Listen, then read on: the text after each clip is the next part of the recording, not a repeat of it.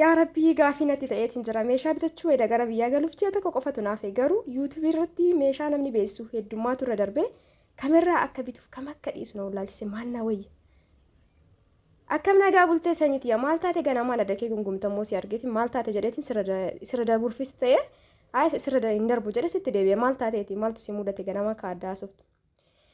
Maal ta'a jetteeti sanyiitiya meeshaa bitachuu barbaade yuutuubii kanarratti namni meeshaa beessu baay'inni isaa hedduudha garuu ani waliin wallaalchisaa kamirraa akka bitadhu kam akka dhiisu waliin wallaalchisanumaaf haasa'utti jira sagalee ol fuudhee haasa'ee ture. Haayyaa obboleettitiyaa ati hanga ammaa nama meeshaa irraa bitatu dhabdeeti. Bakka lakkoofsa isillee siif hin kenna yookaan immoo lakkoofsallee siif kennuun hin barbaachisu sanyiitiyaa maqaa yuutuubii isii asirratti siif erga. Akkuma si erge kanatti YouTube irra seentee sarchi goota saniin booda lakkoofsi isillee achi keessaa ni argatta. San booda meeshaa babbareedoo meeshaa mana keessa wanti ati barbaaddu hunda siif bitti jechuudha. Kanaafuu carraa kanatti fayyadami siin jedha YouTuber baay'eetu jira garuu an kan itti gammada siif kenna hundaafuu carraa kanatti fayyadami akka sin dabarre ammumatti dafii warafaa qabsiifadhu siin jedha. Carraa gaarii siif anawwa akka amma barreessite kanatti barreessi. Haayee tolee obboleettitii hedduu takka galatoomi yoo deeffannoo keetiif baay'ee takka galatoomi ulfaadhu amma tana dhaqa amma tana barreessa guyyaa gaarii keessa naa ooletis odeeffannoo keetiifis galatoomi. Assalaamu alaykum warahmatullahi wabarakaatuh jirra jirtu wardoftoota kiyya jaallatamoo fi kabajamoo akkam jirtan fayyaa keessanii alaamanni isaa namni keessan nagaa isin jedha warroonni biyya alaa jirtanis warroonni biyya keessa jirtanis hundi keessanuu bakkuma jirtanitti nageenyi kiyya isin qaqqabu isin jecha akka dalagaa fi maal fakkaata isin jedha na bira bareeda alhamdulillah isin jedha isin biras bareeda akka ta'e abdiin qaba eegaa beeksisni kun akkasinitti tolee abdiin qaba. Hundi keessanuu like share gochuu hin dagatina. Ammaan booda eegaa beeksisa hojjechuudhaaf namoota hedduutti natti bilbilaa jira waan ta'eef sagalee kiyya irratti hundaa'uudhaan TV garaagaraa irratti na argitan jechuudha inshaallah akkasiniin jedha hundaafuu like share gochuu hin dagatina. Amma wanta akkasinitti agarsiisa jedhee biddeena tolchuu edaa lixiin akkuma argitan kana garagalee jira garuu natti hin tolle bilbila laal biizii go'anii lixii keessa buutee oolte bakka takka kaa'ee viidiyoo waan uraa buudee bilbilanii irraa xizzoo jettu gizee baay'een harkaa kuftee jechumaan ofirraa dhiise viidiyoo biddeena.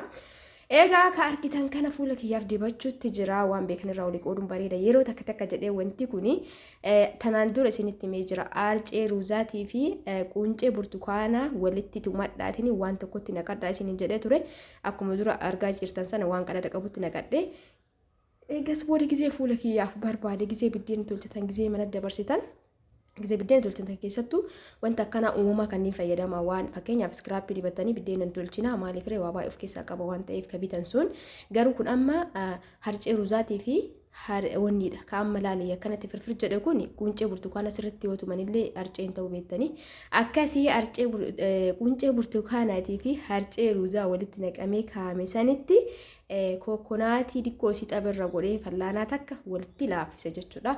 San booda fuula keessan dibattanii kastar ooyilillee dhiifama oliiva ooyilillee yoo ta'e baay'ee takka bareedaadha.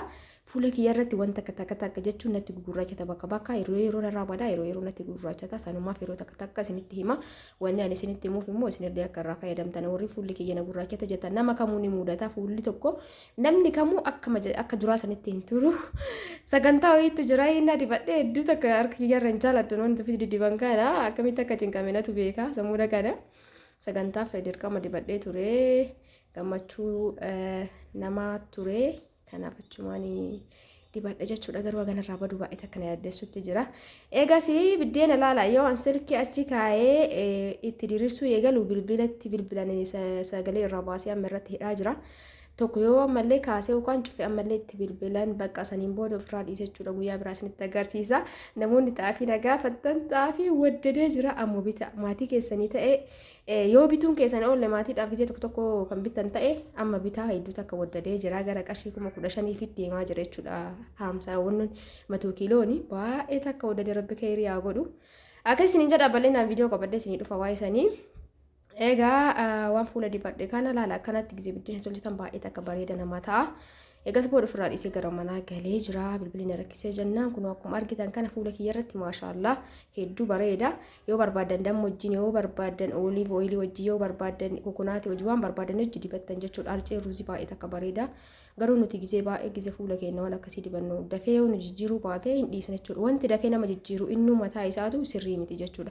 Kireemii tokko namni amma dubartoonni keenya waan kireemii jaalataniif beektan guyyaa 4-5 yoo fayyadaman dikkoo jijjiiramni argan garuu fuula keenya miidhagdeema jechuudha.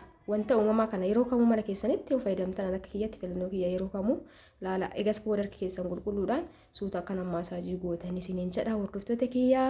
Egaa hanga dhumaatti turuu hin dagatina like share gochuu hin dagatina namoonni meeshaa order godhachaa jirtan. Egaa viidiyoo samoona kanarratti hin tolle malee isiniif gadhiisa inshallah rabbi jedhee akkasii akka hubattan abdiin qaba gartanii asas latti gurraachate ifama balbala dhadhaamaa jira.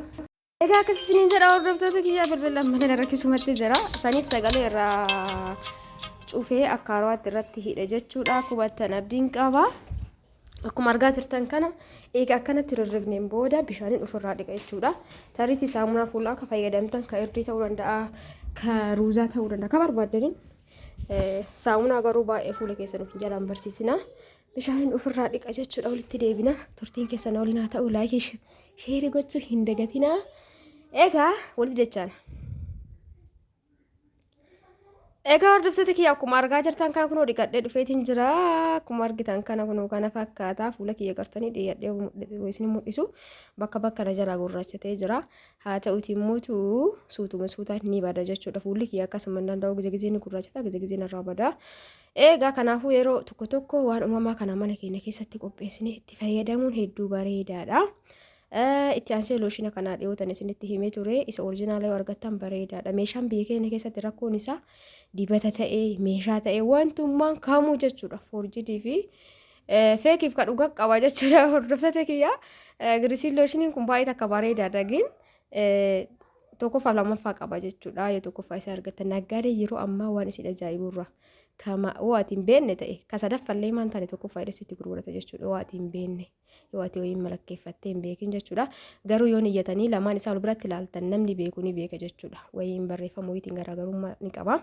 Egaa akkasuma isin jedha hordoftoota kiyyaa sirriitti ofirraa saamunaan ofirraa hin dhenne wanta adiin irratti argitan kuni maaliif ani saamunaan ofirraa hin dhenne bishaanumaan ofirraa dhiqe dibanni sunis waan gadi hin baanee fi nahinnaa kan hedduu jibbee agdeen irraa baduun jaaladhoon harkatti uumamu ofitti guggudan gaana. Harka carqii gadi rarrataa akkanatti deema jechuudha. Akkasuma jedha hordoftoota kiyyaa sagantaa wayiitti ture dibadhee nama wajjin agas booda mul'atti hin tolle akkana fakkaata isiniin jedha akka isinitti tole abdiin qaba. Egaa yeroo takka takka waan takka takka isinitti agarsiisa jedheetuma yaada garuu xiqqoo biizii mataa irraa kaka'e naan dhufu jechuudha yookaan yoo ani waa waraabuuf jalqabe bilbilumatu natti heddummaata. Sababa san irraa kan ka'e viidiyoo baay'ee isinii dalagaa hin jiru kun agartanii as biraan irraa gurraachatee narraa hir'ataa jira homaan jedhu. Kanaaf walumarraan yeroo kamuu gizee fayyadamtan waan takka gizee qopheeffattanii bareedaadha jechuudha wanti mana qophaa'u kuni. Kanaaf waan akka bishaan talbaa akkasumas ruuzaa akkasumallee mootuu wanta akkana uumamarraa argamu kana fayyadamaa isiniin jedha marti keessanuu bishaanii timaatimallee fayyadamaa bareedaadha. Egaa viidiyoon kii kana fakkaata akka isinitti tole abdiin qaba hedduutu akka isin jaaladha isin kabaja guyyaa gaarii keessanaa walaa viidiyoo kiyyoomuu laayikii gochuu hin dagatinaa isiniin jedha. Egaa viidiyoo biraatiin inshallah walitti deebinaa ulfaadhaa galatoomaa isin jaaladha isin kabaja laayikii godhaa hundi keessanuu baay baay.